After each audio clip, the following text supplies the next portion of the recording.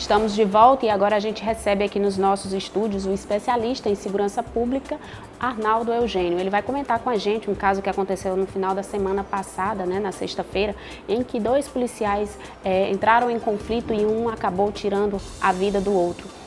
Por motivos aparentemente normais, Pelo menos informações preliminares da polícia até agora, somente após o final do inquérito é que vai poder se chegar ao motivo concreto, mas teria sido um motivo banal, Então a gente vai conversar com ele para a gente comentar um pouquinho esse fato. Olá, professor, bom dia, seja bem-vindo. Bom dia, obrigado pelo convite mais uma vez.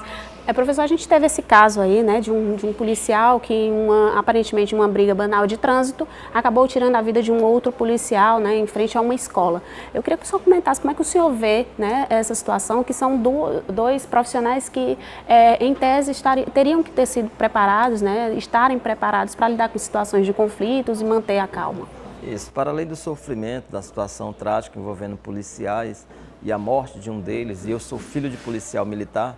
Então, o que a gente pode tirar daí dessa situação é chamar mais uma vez a atenção à sociedade para o perigo que é uma arma de fogo.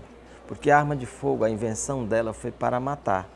E a gente viu que numa discussão banal ou por um motivo banal, houve a morte trágica de um policial por um outro agente de segurança. Então, pessoas que foram treinadas para portar e para usar a arma de fogo em uma situação limite de um conflito banal, levou à morte de um outro. Então, imagina se isso na sociedade civil como um todo, onde as pessoas possam imaginar que a flexibilização da arma de fogo pelo presidente Bolsonaro seja uma autorização, uma carta branca para não só possuir, mas portar e, pior ainda, resolver situações, conflitos de trânsito, uma discussão banal com a arma de fogo. É um perigo, isso chama a atenção para a gente, esse episódio, para além de lamentar a dor que os policiais estão sentindo agora, é chamar a atenção da população para o perigo que é uma arma de fogo, principalmente na mão de quem não está habilitado.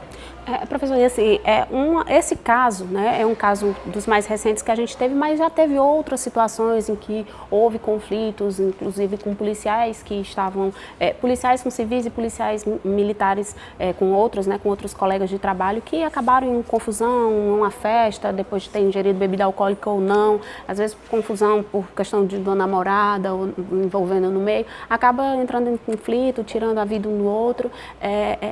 Como é que o senhor avalia a questão da estrutura emocional, a estrutura psicológica dos nossos policiais, dos nossos, que eu digo de todo o país, não apenas os do Piauí, para lidar com situações dessas, situações de conflito? Falta preparo desse pessoal, preparo emocional, preparo psicológico para poder estar lidando com situações desse tipo?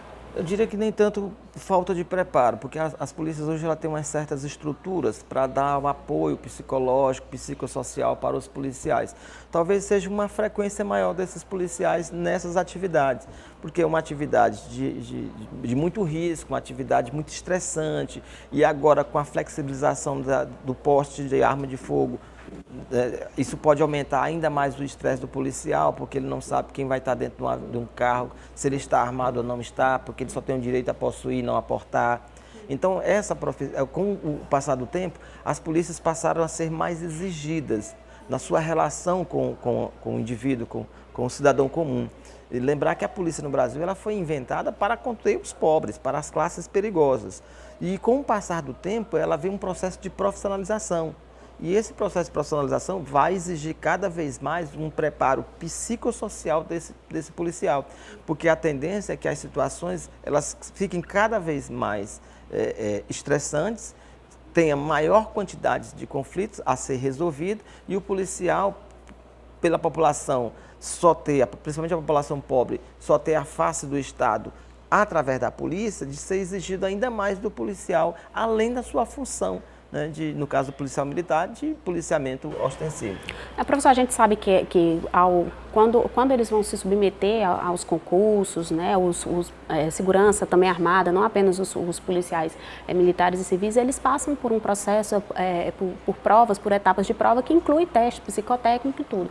Mas na legislação tem algum instrumento que obrigue esse acompanhamento psicológico com uma frequência, ou isso fica a cargo mesmo da consciência individual de cada um desses entes? Não. Toda a estrutura policial ela tem normatizações que fazem que o policial tem que submeter. Desde a época da seleção dele, a formação nos centros de formação policiais e até durante a sua carreira. O que a gente está percebendo é que, ao que parece, não há um controle, primeiro não há uma frequência desses policiais ao atendimento psicossocial e talvez não há um controle para saber quais os policiais ou quantos policiais ou se toda a corporação está fazendo esse acompanhamento. Porque é preciso, porque a profissão exige isso. É uma profissão de risco, você fica 24 horas de um serviço, então 24 horas sobre tensão constante. E isso, com o passar do tempo, isso vai gerar impactos psicológicos naquela pessoa, naquele policial. Por isso que é preciso, o quanto antes, um processo de profissionalização.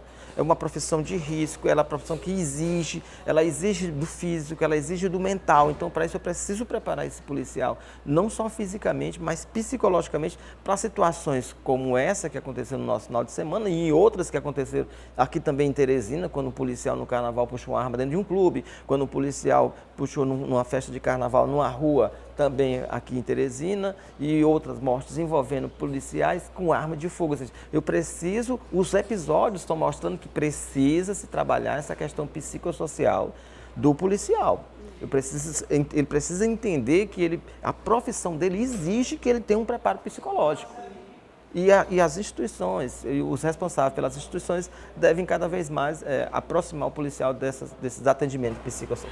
Professor, só para encerrar, a gente, toda vez que acontece episódios dessa natureza, a gente reacende a questão também da necessidade ou não do policial andar armado quando estiver fora do seu horário de trabalho, do seu expediente de trabalho. Todas as vezes fala, por que ele estava armado se ele não estava em serviço? Sempre tem essa discussão também. Como é que o senhor avalia esse tipo de discussão nesse contexto? Não, eu acho assim, a questão não é o fato do policial portar ou não a arma, porque é de ofício dele, né? Mas a questão que envolve o uso dessa arma. Então eu preciso, para que eu possa ter alguém portando uma arma, eu preciso que essa pessoa seja preparada psicologicamente.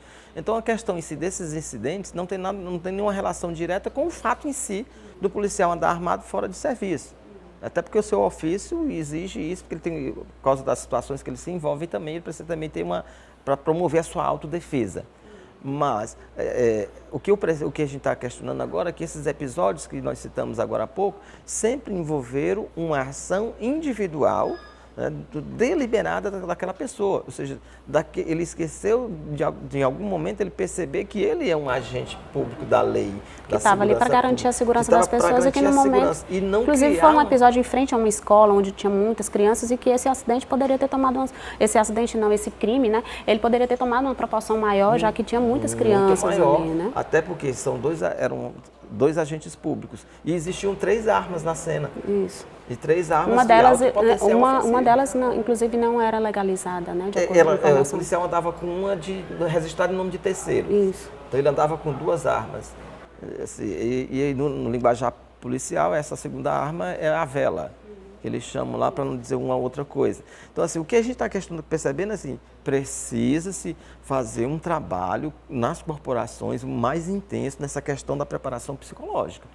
Porque esses policiais vão estar sempre em situações de tensão e a tendência é aumentar cada vez mais os conflitos. E eu preciso de policiais que tenham um autocontrole para evitar tragédias como essa. Além de lamentável, é se questionar como as polícias estão trabalhando o psicológico dos policiais. Não só na formação inicial, mas numa formação continuada.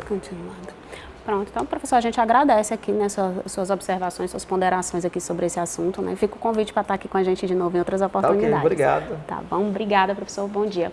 E o Bom Dia News de hoje fica por aqui. Mais informações em tempo real você confere no portal dia.com. Não esqueça de seguir os nossos perfis nas redes sociais, no Instagram e no Facebook. Você fica agora com a programação do Assembleia em Foco. E logo mais ao meio-dia tem Rota do Dia. E em seguida, Nájila Fernandes traz os principais destaques do dia com o Dia News primeira edição. Então você já sabe, fica ligadinho e até amanhã.